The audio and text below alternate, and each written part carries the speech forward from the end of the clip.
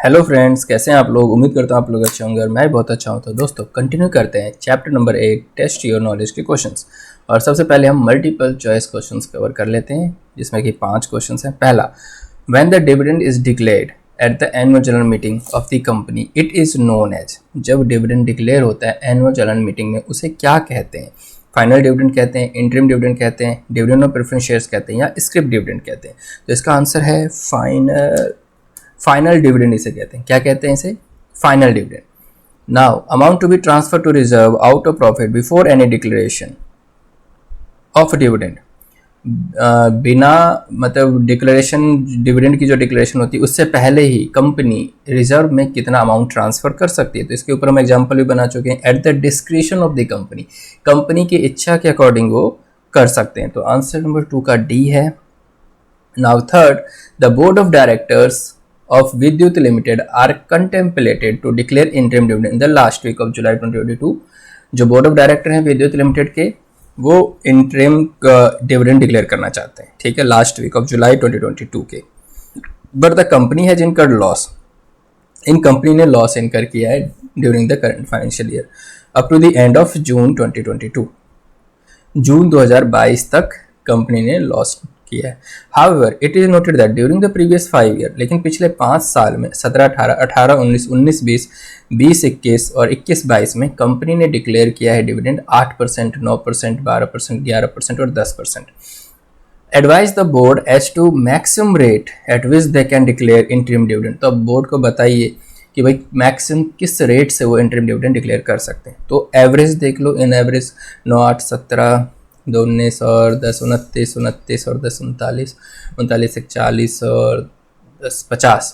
तो 50 को आप डिवाइड कर दो 5 से एवरेज करने के लिए, तो कितना आएगा? थर्ड का बी कैसे?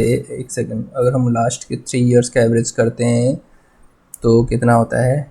12, 11 और 10, 2, 1, 3, 1, 1, 2 और 1, 3, तो 3। अच्छा, तो इसमें हम लास्ट के 3 ईयर्स का एवरेज निकालते हैं, जिसमें ये 5 साल का डाटा दे रखा है।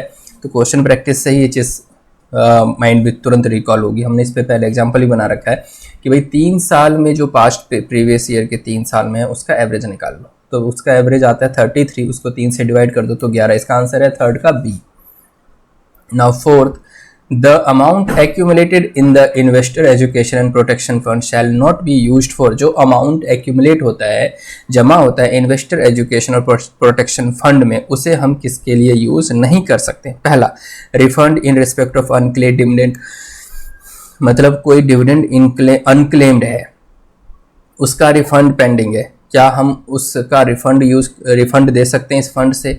या मैच्योर डिपॉजिट को रिटर्न कर सकते हैं, मैच्योर डिवेंचर की पेमेंट कर सकते हैं, application money due for refund के लिए जो एप्लीकेशन मनी ड्यू है वो, या उसकी इंटरेस्ट की पेमेंट के लिए इस अमाउंट का यूज हो सकता है। नाउ बी, लीगल एक्सपेंसेस की इनकर्ड, जो कोई कंपनी ने लीगल एक्सपेंसेस किए हैं उसकी रिइंबर्समेंट के लिए अमाउंट यूज हो सकता है क्या? नाउ सी, ग्रांट और donation to the central government for the purpose of investor education and training. Sorry, क्या सेंट्रल गवर्नमेंट को ग्रांट और डोनेशन दे सकते हैं इस पैसे से? Now D, distribution of any discharge amount among eligible and identifiable applicants who have suffered loss, या फिर जिस एप्लीकेंट को लॉस हुआ है रेफर, उसको हम कर सकते हैं। नाउ फोर्थ का सी, भाई ये इन्वेस्टर एजुकेशन प्रोटेक्शन फंड के लिए था, तो हम सेंट्रल गवर्नमेंट को डोनेशन या फिर ग्रांट दे सकते हैं, ये लो भैया तुम इन्वेस्टर एजुकेशन और ट्रेनिंग में लगा देना। तो आंसर इज सी।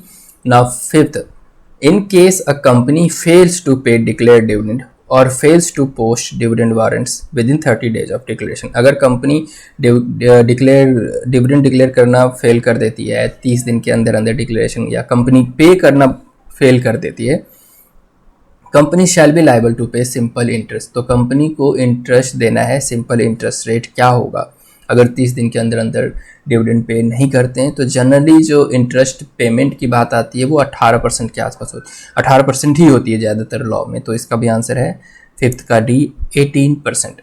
18% के इंटरेस्ट के साथ देना पड़ेगा। अब चलते हैं हम डिस्ट्रक्टिव क्वेश्चंस की तरफ। नाउ पहला क्वेश्चन है, the annual general meeting of ABC bakers limited held on 30th May 2022। 30 मई 2022 को एनुअल जनरल मीटिंग हुई है। उन्होंने डिविडेंड डिक्लेयर किया, declare a dividend at the rate of 30%, कि भाई 30% हम डिविडेंड डिक्लेयर कर रहे हैं on its paid up equity share capital.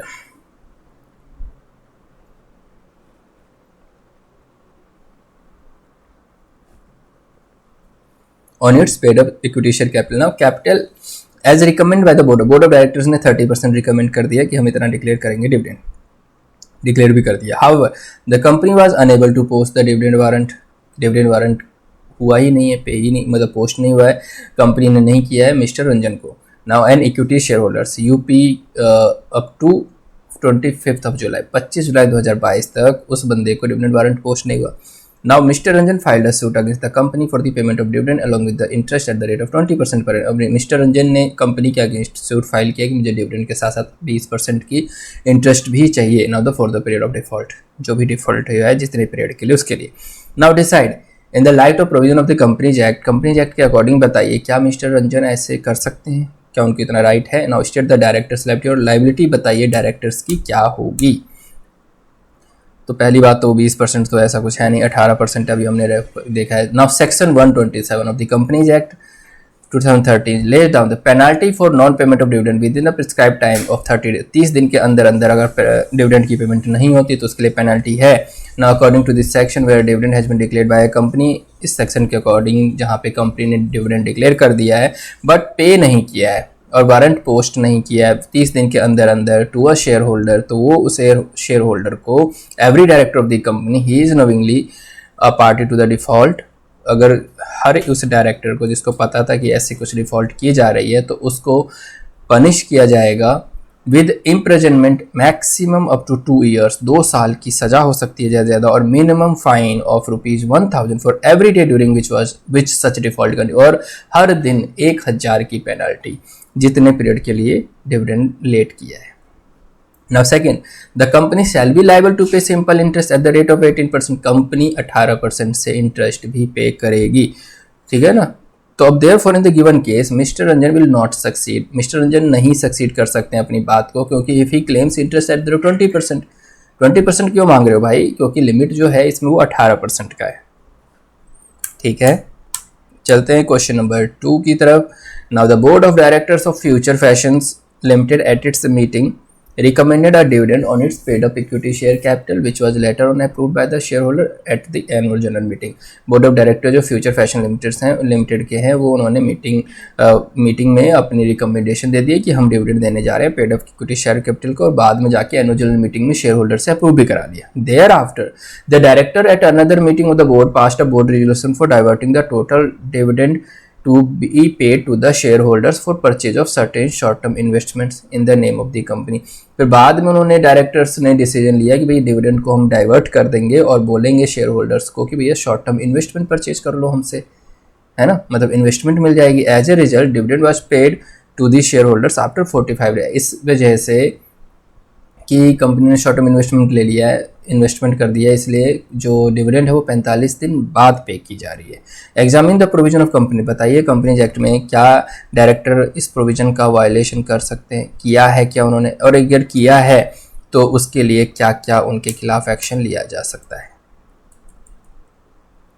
अब इसमें क्या है, पहले के तो क्वेश्चंस में उन्होंने पूरी कहानी बता दी कि भैया 30 दिन के अंदर अंदर पैसा दे देना है ना, 30 दिन के अंदर अंदर जो 7 days of the expiry of the set 30 days transfer, 7 दिन के अंदर अंदर वो जो अमाउंट है ना अनपेड और अनक्लेम्ड, वो स्पेशल अकाउंट ओपन करा के उस शेड्यूल बैंक के उसमें आपको डिपॉजिट करना है, ये हमने पढ़ा भी था, ठीक है। उसके बाद ये है कि 30 दिन के अंदर अंदर जो शेयर होल्डर्स हैं उन सबको पोस्ट कर दो डिविडेंड वारंट, वो भी हमने अभी पढ़ा है, तो सेकंड पैराग्राफ में ये लिख दिया। थर्ड में है कि भाई जो एनुअल जनरल मीटिंग में जब शेयर होल्डर ने अप्रूव कर दिया और फिर उन्होंने बोला है क्या कि भाई बोर्ड ने डिसाइड कर लिया शॉर्ट टर्म इन्वेस्टमेंट करने के लिए कंपनी, इस वजह से डिविडेंड 45 दिन बाद दिया जा रहा है, तो इन्होंने केस के बारे में बता दिया थर्ड पैराग्राफ में।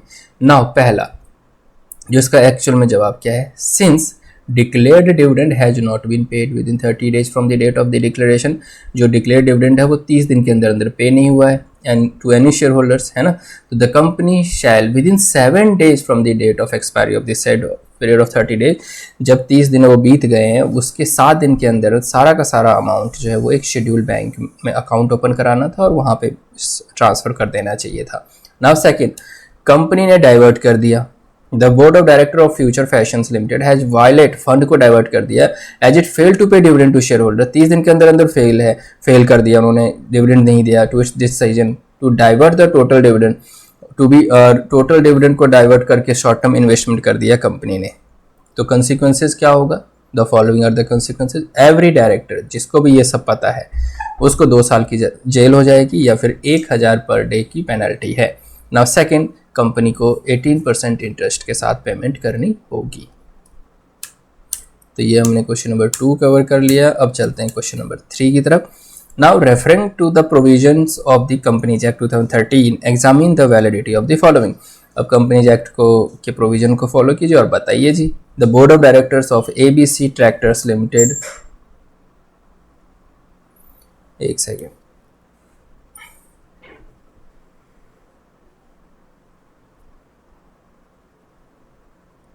The board of directors of ABC Tractors Limited proposes to declare dividend at the rate of 20%। जो board of directors हैं ABC Tractors Limited के, उन्होंने डिक्लेयर किया है डिविडेंड, प्रपोजल दिया है कि भाई हम डिविडेंड डिक्लेयर करने जा रहे हैं 20% to the equity share holders. Now despite the fact that the company has defaulted in repayment of public deposits accepted before the commencement of this act. अब ये भी उन्होंने ये इग्नोर कर दिया कि जो कंपनी ने पब्लिक डिपॉजिट की पेमेंट में फेलियर किया है, मतलब पब्लिक डिपॉजिट का पैसा वापस नहीं कर रहे हैं और यहाँ अपने शेयर होल्डर को डिविडेंड देने की बात कर रहे हैं। तो बताइए क्या ऐसा हो सकता है? ठीक है, तो question number 3, section 123 of the companies act 2013, बस इतना लिखना है, as per companies act 2013 specifically provides that a company which fails to comply with the provisions of section 473, अगर कोई कंपनी प्रोविजंस को कंप्लाई करने में फेल कर देते हैं, शैल नॉट, और so long as such failure continue, और जो डिविडेंड और जो फेलियर है वो कंटिन्यू करते हैं और उसके बाद फिर डिक्लेयर कर देते कोई dividend on it's equity share holders in the given instance, the board of director of ABC, इस वाले केस में क्या, जो बोर्ड ऑफ डायरेक्टर है ABC ट्रैक्टर्स लिमिटेड को, उन्होंने डिक्लेयर तो कर दिया, प्रपोज कर दिया कि हम 20% ऑफ जो इक्विटी शेयर होल्डर को हम डिविडेंड डिक्लेयर करेंगे, जबकि उन्होंने ये देखा ही नहीं कि वो पब्लिक डिपॉजिट की पेमेंट में डिफॉल्ट कर रहे हैं। In spite of the fact that the company has defaulted in repayment of public deposit accepted before the commencement of the companies act 2013, भाई पुराने एक्ट के में ही जो पब्लिक डिपॉजिट है उसी की पेमेंट में डिफॉल्ट कर रहे हैं। Hence according to the provision declaration of dividend by the ABC tractors limited is not valid. तो अगर आप ऐसा करते हो तो जो डिक्लेरेशन है वो वैलिड नहीं है। तो देखो राइटिंग स्किल क्या है आंसर, क्वेश्चन आंसर्स की, आप इन्होंने क्या किया, क्वेश्चंस को उतार दिया, बेसिक लॉ लिख दिया और एक लाइन में जवाब है। लेकिन अगर आप सिर्फ एक लाइन में जवाब दे के आओगे, ना क्वेश्चंस डिस्कस करोगे ना लॉ डिस्कस करोगे, तो नंबर नहीं मिलने वाला। इन क्वेश्चन आंसर को करने का बेनिफिट ही यही है कि आपको पता चल रहा है। कई बार क्या होता है कि हम लिख के तो आ जाते हैं और हमें ऐसा लगता है यार हमारा तो पेपर अच्छा गया था, आपने सारे सबका जवाब भी सही दिया है। नहीं, आपने कंटेंट कम लिखा है, जवाब तो सही है लेकिन कंटेंट कम होने की वजह से नंबर कम आते हैं। तो ये ध्यान रखना है, वो आपको यहाँ पे पता चलेगा इंस्टीट्यूट क्या एक्सपेक्ट करती है। आगे चलते हैं question number 4, star computers limited declared and paid dividend in time to all its equity holders for the financial year 21-22।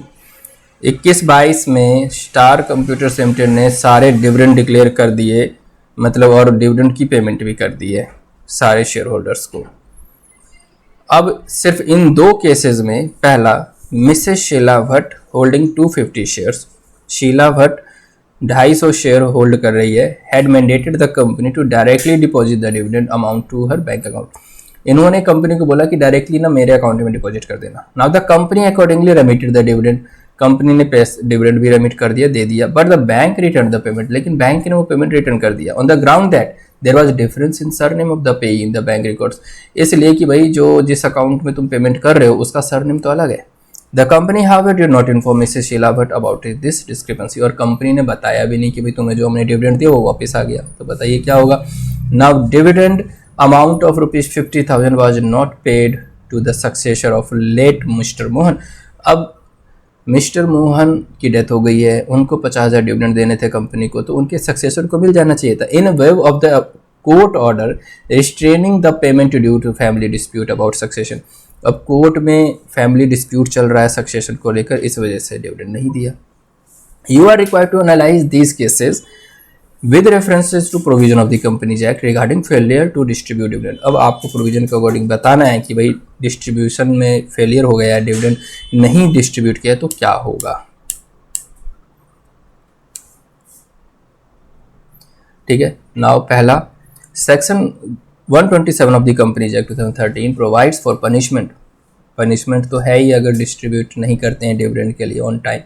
Now, one of such situation is where a shareholder has given directives to the company regarding the payment of the dividend, and those direction could not be complied, but the non-compliance was not communicated to him. इसमें क्या भी ठीक है, company को बोल दिया था share holder ने मेरे अकाउंट में भेज देना, लेकिन टाइमली वो उसने भेजा भी, लेकिन वो वापस आ गया तो नॉन कम्प्लायंस हो गया और कम्युनिकेट भी नहीं किया उसको। तो in the given situation company has failed to communicate to the share holders. तो कंपनी फेल हो गई है शेयर होल्डर्स को कम्युनिकेट करने में, जो मिसेस शीला भट्ट है, अबाउट नॉन कम्प्लायंस की नॉन कम्प्लायंस हुई है। ठीक है ना, हेंस जो पेनल्टी प्रोविजन है वो एप्लीकेबल होगा। अरे देखो इस क्वेश्चन में बताया भी नहीं क्या पेनल्टी है, बस आपको ये बताना था कि भाई पेनल्टी प्रोविजन एप्लीकेबल हो, लेकिन उसके लिए उन्होंने पूरी की पूरी कहानी लिख दी। Now second, section 127 provides that no offence shall be deemed to have been committed where the dividend could not be paid by reason of operational law।